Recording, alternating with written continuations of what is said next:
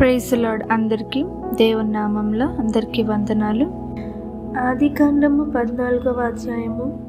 షినారు రాజైన అమ్రాపేలు, ఎలాసరు రాజైన అర్యోకు, ఏలాము రాజైన కదర్లఓమెరు, గోయియుల రాజైన తిదాలు అను వారి దినములలో వారు సొదొమ రాజైన బెరాతోను, గొమెర రాజైన బిర్షాతోను, ఆత్మ రాజైన షినాబుతోను, సెబోయియుల రాజైన షిమేబెరుతోను, సోయరును బెలరాజుతోను యుద్ధము చేసిరి.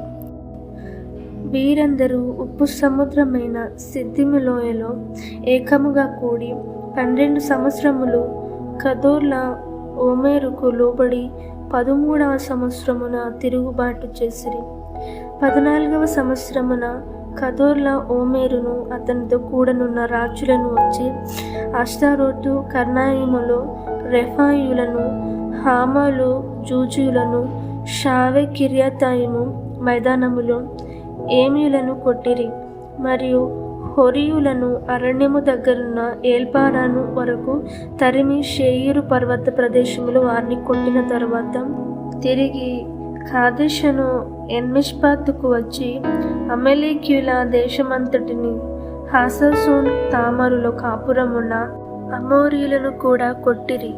అప్పుడు సొదొమ రాజును, గొమెర రాజును, అద్మా రాజును, సెబోయిము రాజును, సోయారను బేలరాజును బయలుదేరి సిద్దిము లోయలో వారితో, అనగా ఏలాము రాజైన కదొర్లాయోమెరు, గోయియుల రాజైన తిదాలు, షినారు రాజైన అమ్రాపేలు, ఎల్లాసరు రాజైన అర్యోకు అను నలుగురితో ఆ 5 రాజులు యుద్ధము చేసిరి.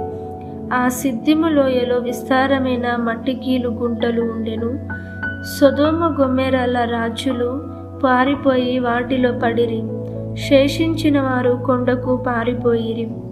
అప్పుడు వారు సొదొమ గొమెరల ఆస్తి యావత్తును, వారి భోజన పదార్థములన్నీ పట్టుకొని పోయిరి.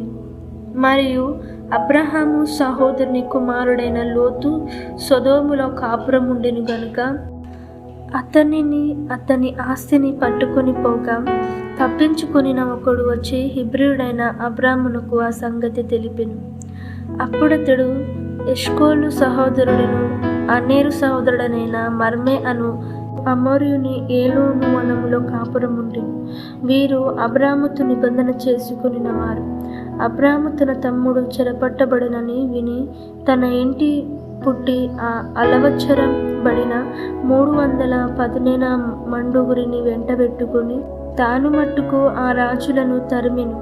రాత్రివేళ అతడును అతని దాసులను వారికెదురుగా మెనేలు తీర్చి వారిని కొట్టి దమస్కనుకు ఎడమ తట్టున హోబా మట్టుకు తరిమి ఆస్తి యావత్తు తిరిగి తెచ్చి తన తమ్ముడైన లోతును, అతని ఆస్తిని, స్త్రీలను, ప్రజలను తిరిగి తీసుకొని వచ్చెను.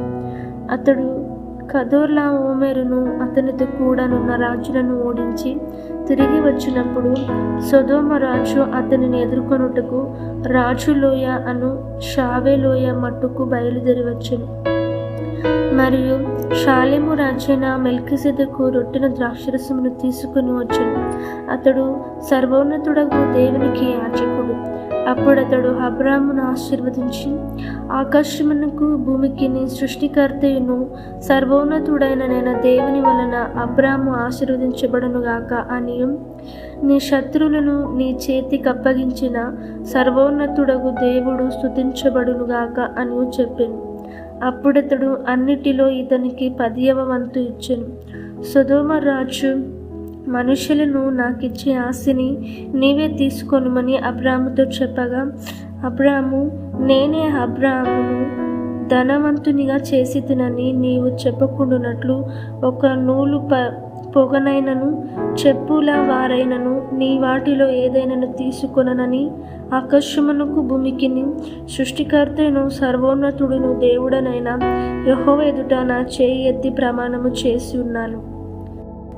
అయితే ఈ పడుచువారు భుజించినది తప్ప నాతో కూడా వచ్చిన ఆనేరు, ఎష్కోలు, మర్మే అను వారికి ఏ భాగములు రావలెనో ఆయా భాగములు మాత్రము వారిని తీసుకొనిమ్మని సొదొమ రాజుతో చెప్పెను.